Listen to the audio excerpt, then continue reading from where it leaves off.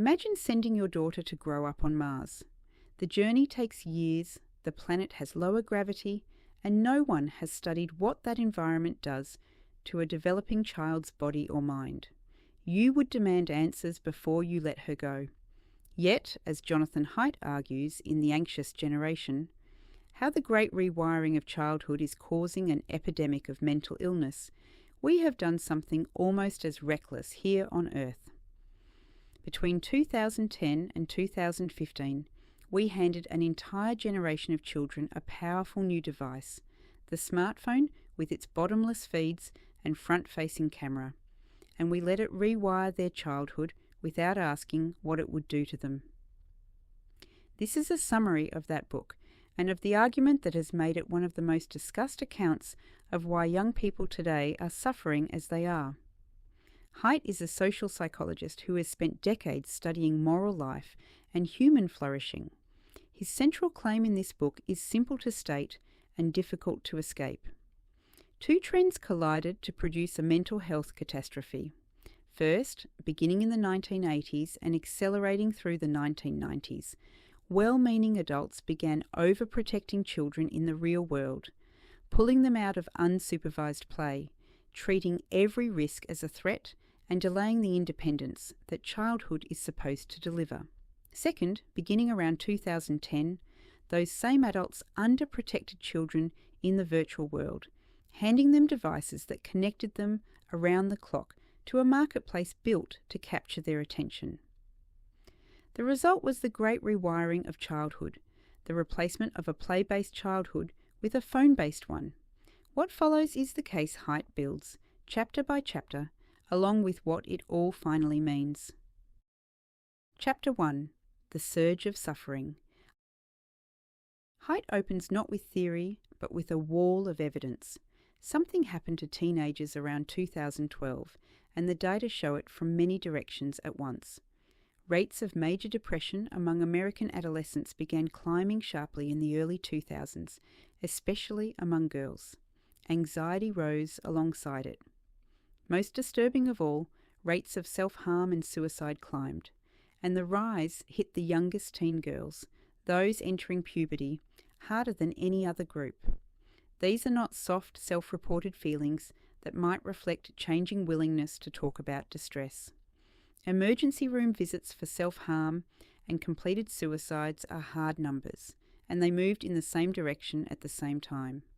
Haidt anticipates the obvious objection. Maybe this is just American teens reacting to American events, school shootings, political turmoil, the 2008 financial crisis. So he widens the lens. The same curves appear in Canada, in Britain, in Australia, in the Nordic countries. Across the English-speaking and Northern European world, adolescent mental health turned downward at roughly the same moment, in roughly the same shape. A purely local explanation cannot account for a synchronized international pattern. Something global changed, and it changed fast. The closing lesson of this chapter is that the timing is the clue. The crisis does not begin with the 2008 recession, which would have produced a different curve. It does not track gradually rising stress. It begins between 2010 and 2015, precisely the window in which teens traded their flip phones and shared family computers for personal smartphones with high-speed internet, front-facing cameras, and social media apps engineered to maximize engagement. The convergence of timing across nations is the first pillar of Haidt's case, and it points unmistakably at the device in every adolescent's pocket. Chapter 2. What Children Need to Do in Childhood. Having shown what went wrong, Haidt steps back to ask what childhood is for. Human beings are the planet's great learners, and our long childhood exists precisely so that we can learn the immense amount required to become a competent adult. Much of that learning happens through free play, unsupervised, child-directed activity, in which young mammals practice the skills they will need later. When kittens wrestle or children organise their own game of tag with its endlessly negotiated rules, they are not wasting time. They are building the social and emotional capacities that no adult can install from the outside. Haidt draws a crucial distinction here. The real world is embodied, synchronous, and lived among small groups of people to whom you are accountable, where exit is costly and reputation matters. The virtual world is the opposite, disembodied, asynchronous, conducted among vast mutating networks where you can use a fake name and quit any group with the click of a button. A childhood spent in the second world cannot teach what a childhood in the first world teaches. Children raised in fluid online networks are less likely to learn how to read a face, manage a conflict, repair a friendship, or govern their own emotions to keep a relationship alive. He also introduces the idea of a sensitive period for cultural learning, roughly spanning the years before and around puberty, when the young brain is primed to absorb the norms, skills, and values of its community. This is when human beings are meant to undergo a cultural apprenticeship, learning from the people around them. The phone-based childhood disrupts this at the worst possible moment. Instead of absorbing the wisdom of a real community, children become the first generation to pass through this sensitive window with their attention captured by strangers and algorithms. What they most needed to learn from their elders, they instead absorbed from a feed. Chapter 3. Discover Mode and the Need for Risky Play. Here Haidt introduces two ways the mind can operate. In Discover Mode, a child approaches the world as a place full of opportunity, ready to explore, take chances, and grow. In Defend Mode, the child treats the world as a place full of threats, to be approached with caution and avoided where possible. A healthy childhood spends most of its time in Discover Mode, and this is how children become what Haidt, borrowing from Nassim Taleb, calls antifragile, not merely resilient, but strengthened by manageable doses of stress and challenge, the way a muscle grows by being worked or an immune system matures by meeting germs. Risky play is the mechanism. When children climb too high, rough house, or roam the neighbourhood without an adult hovering, they are deliberately dosing themselves with fear and learning to master it. The child who climbs the tree and feels the flutter of height and handles it walks away a little braver. Take away that play, pad every playground, supervise every moment, forbid every risk. And you do not produce safer adults.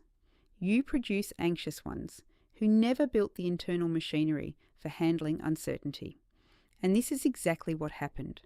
Beginning in the 1980s and 1990s, a fearful style of parenting took hold across several countries at once, driven by exaggerated fears of abduction and injury, and a new philosophy of intensive, concerted cultivation, in which every hour was to be scheduled and supervised. Time for free, unsupervised play collapsed. Children were kept inside, monitored, and protected from the very experiences that build courage. The phone arrived to fill the vacuum that overprotection had created. A generation deprived of real-world adventure was handed a glowing rectangle instead. Chapter 4. Puberty and the blocked transition to adulthood. Haidt turns to the passage from childhood to adulthood, which nearly every traditional society has marked with rites of passage, structured, communal rituals that move a young person, with the recognition of the whole community, from one stage of life to the next. Modern life has largely lost these. We have no clear, shared markers of when a young person becomes an adult, and so the transition stretches out shapelessly, leaving adolescents uncertain of who they are or when they will arrive. Into this confusion, Haidt introduces the idea of experience blockers. Smartphones and overprotection both function as blockers. They prevent young people from getting the embodied, real-world experiences, the apprenticeships, the first jobs, the romantic fumbling, the independent adventures that turn a child into a competent adult. The phone is especially insidious because once it enters a child's life, it consumes the hours that would otherwise be spent acquiring those experiences. Every hour scrolling is an hour not spent learning to navigate the actual world.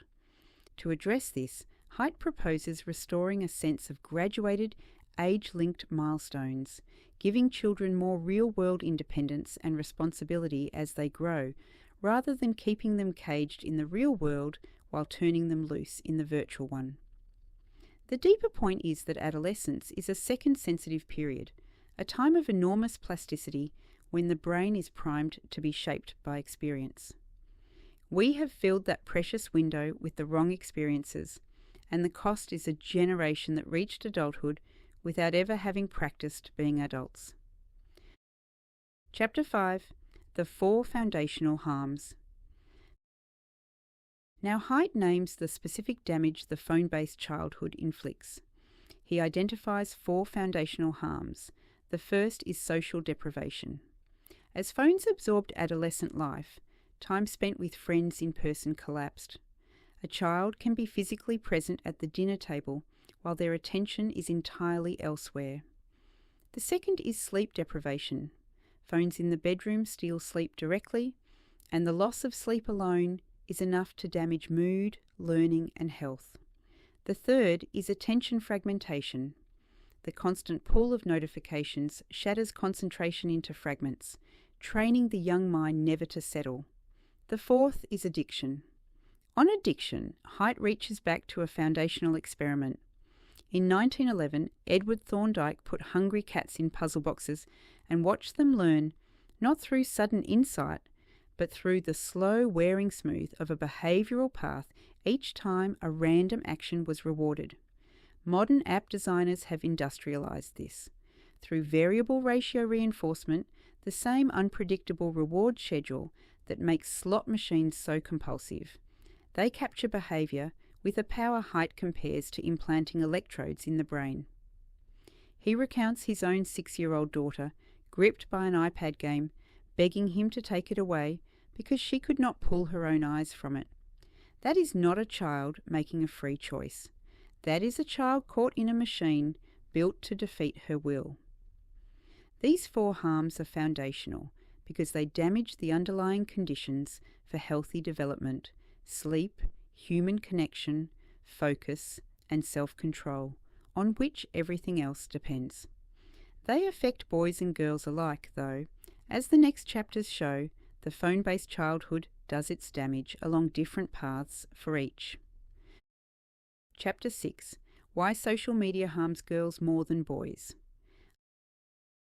Haidt tells the story of Alexis Spence, a girl whose careful parents banned Instagram and kept screens out of bedrooms, yet who opened a secret account at 11 by lying about her age, learned to hide the app behind a calculator icon, and within months was pulled by the platform's algorithm into a descent toward depression and an eating disorder. Her story is a window into why girls have suffered most. Haidt argues that social media strikes at vulnerabilities more common in girls. Girls are more oriented toward relationships and social comparison, and platforms built on likes, follow accounts, and endlessly filtered images turn that orientation into a source of constant, quantified judgment. A girl is invited every day to measure her face, her body, and her popularity against an impossible and curated standard. Aggression among girls tends to be relational, conducted through exclusion and reputation rather than fists. And social media is a perfect weapon for it, allowing cruelty to follow a girl home and continue around the clock. And girls are more susceptible to emotional contagion, so that anxiety and self-harm can spread through a network like an infection. The convergence explains the data from the first chapter, why the sharpest rise in suffering appeared among young teen girls. The platform did not merely expose girls to existing pressures. It amplified them, quantified them, and made them inescapable, at exactly the age when identity is most fragile. What looks like a personal failing in any one girl is, Haidt insists, a predictable result of placing developing girls inside a machine, engineered to exploit precisely their developmental vulnerabilities. Chapter 7. What is happening to boys? Boys suffered too, but along a quieter and slower path.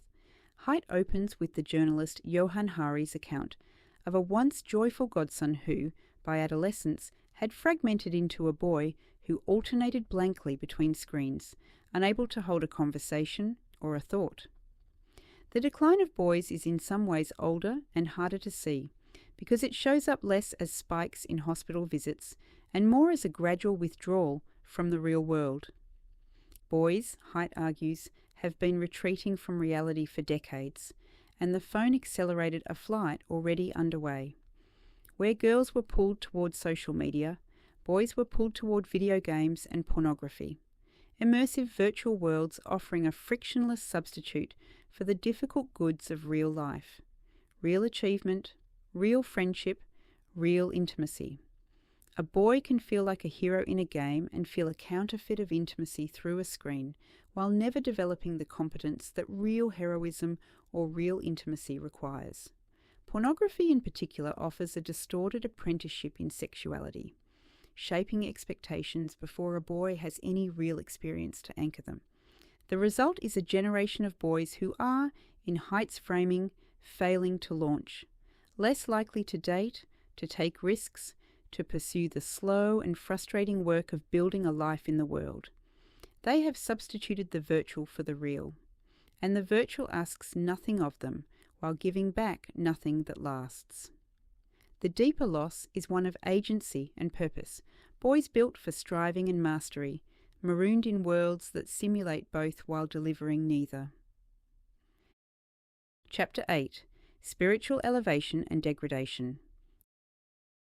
Here Haidt sets aside the role of social scientist and writes as a human being trying to name something deeper. The phone-based life, he argues, produces not only anxiety and depression, but spiritual degradation. And this affects not just adolescents, but all of us. Drawing on his earlier work on moral emotions, he describes how human beings naturally perceive a vertical dimension to social and moral life, a sense of higher and lower, of elevation and degradation. He identifies practices that draw the human spirit upward toward what is higher. Shared sacred experiences, stillness and silence, awe before something greater than oneself, the discipline of attention, the embeddedness in a real community and tradition. And he identifies how the phone-based life pulls in the opposite direction. It shatters attention so the mind can never grow quiet. It feeds outrage and constant comparison, agitating the spirit rather than settling it. It isolates the person inside a personalized feed, severing the bonds of shared experience. It replaces the sacred with the trivial and the endlessly novel. This chapter is the spiritual heart of the book. Haidt is arguing that what has been lost is not merely mental health in a clinical sense, but the conditions under which a soul can find peace. The capacity for stillness, reverence, awe and connection to something beyond the self.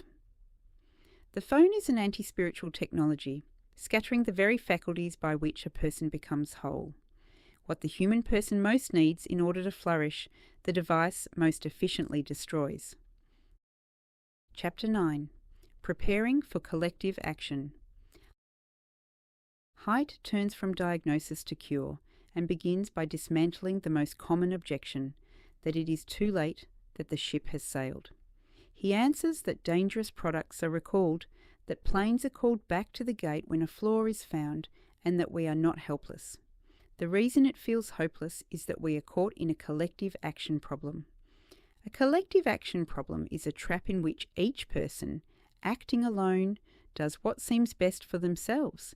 But the sum of those individual choices leaves everyone worse off, like fishermen each overfishing a shared pond until it produces no fish at all. A parent who alone forbids their child a smartphone risks isolating that child from peers who all have one. So each parent reluctantly gives in, and the whole generation is harmed.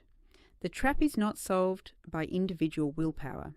It is solved by coordination, by people changing the rules together so that the right choice is no longer the costly one. This short chapter sets up the four constituencies who must act together: governments and tech companies, schools and parents. The solution is not for one heroic family to resist alone, but for communities to establish new shared norms so that no child is the only one without a phone and no parent is the only one saying no. The remedy for a collective action problem is collective action. Chapter 10. What governments and tech companies can do now.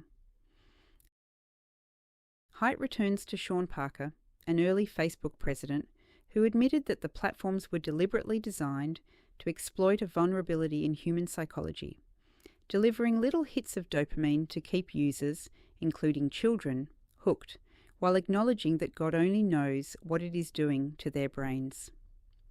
The crucial insight is that for these companies, the users are not the customers. The user's attention is the product, harvested and sold to advertisers. Like a casino, the platform will do whatever holds attention, even at the cost of harm. The remedy is to change the incentives, as societies have done before with food safety in the progressive era and automotive safety in the 1960s. Haidt calls for genuine age verification, so that children are not trivially able to lie their way onto adult platforms, for raising the age of internet adulthood, and for holding companies legally accountable for the design choices that harm children. The point is not to ban technology, but to make its makers bear the costs of the damage they cause, rather than externalising those costs onto a generation of children. Markets are powerful and generally to be trusted, but a market only works honestly when those who cause harm must pay for it. When companies profit by extracting value from children while pushing the costs onto families and society, the incentives have been corrupted, and the proper response is to restore accountability so that free enterprise serves human flourishing rather than feeding on it. Chapter 11. What schools can do now. Haidt offers schools two large high-leverage changes, two whales in the Polynesian expression about standing on a whale while fishing for minnows. Schools chase many small, expensive interventions, while ignoring the big things lying right under their feet. The first whale is phone-free schools. Not phones in backpacks, which fails because the temptation never leaves, but phones genuinely locked away, in pouches or lockers, for the entire school day. Haidt points to schools that adopted real phone bans and saw students talking to each other again, paying attention and recovering a social life that had been swallowed by screens. The second whale is more free play, more recess, more unstructured time, more real-world independence, restoring the conditions under which children build the anti-fragile capacities that classrooms cannot teach. Together, Haidt argues, these two changes would do more for student mental health than all the therapists and social-emotional curricula combined, and they use resources schools already have. The deeper wisdom here is that the answer is often not to add a new program, but to remove the thing causing the harm and restore the natural conditions for growth. Schools do not need to become clinics. They need to give children back their attention and their play. Chapter 12. What parents can do now. Haidt closes his prescriptions with parents, drawing on Alison Gopnik's distinction between the carpenter and the gardener. The carpenter tries to build a child to exact specifications, measuring and controlling every variable. The gardener creates a protected, nurturing space and then lets the child grow in their own unpredictable way. Modern parenting has become carpentry, anxious, controlling, perfectionist, and it has things exactly backward, controlling in the real world where children need freedom, permissive in the virtual world where they need protection. The practical heart of the book is a set of 4 norms that, if adopted together by enough families, would break the collective action trap. No smartphones before high school. Give younger children only basic phones without internet browsers. No social media before 16, letting children pass through the most vulnerable years of brain development before facing the fire hose of comparison and algorithmic influence. Phone-free schools with devices locked away all day, and far more unsupervised play and real-world independence, returning to children the childhood that overprotection took away. Haidt urges parents to give their children more responsibility and freedom in the real world, to let them walk to the store, to be bored, to take real risks, while delaying their immersion in the virtual one. And he stresses that parents need not do this alone. By finding other families and agreeing together, they can ensure no child is the only one without a phone. The garden, not the workshop, is the model. Protect, nurture, and then trust the child to grow. Conclusion: bring childhood back to earth. Haidt did not set out to write this book. He was pulled into it by the alarming data and by what he saw happening to young people. He ends by gathering the argument into a single image. We sent our children to grow up on Mars, in an alien environment of disembodied, around-the-clock virtual life that no one designed for human development, and the experiment has failed. The task now is to bring childhood back to Earth, back to bodies, to real friends, to play, to sleep, to communities, to the slow and embodied process by which a human being actually grows. Taken whole, this book establishes something that is easy to feel but hard to prove, and Haidt proves it. A generation was harmed not by a vague cultural malaise, but by a specific, datable, reversible change in how childhood is lived, and the cure is within reach. What this finally points to is a truth older than any technology, that the human person is not a self-contained individual to be optimised, but a creature made for embodied communion, for real presence with real others, for stillness and wonder, and the company of a community across time. The phone offered a counterfeit of all these things and delivered loneliness. The recovery Haidt calls for is, at bottom, a recovery of the real, and to grow toward the real is the beginning of every kind of health. The crisis is severe, but it is not fate. We made these choices, and we can make better ones together. The anxious generation rewards a full reading. Haidt marshals far more evidence than any summary can hold, and his argument lands with greater force in his own hands.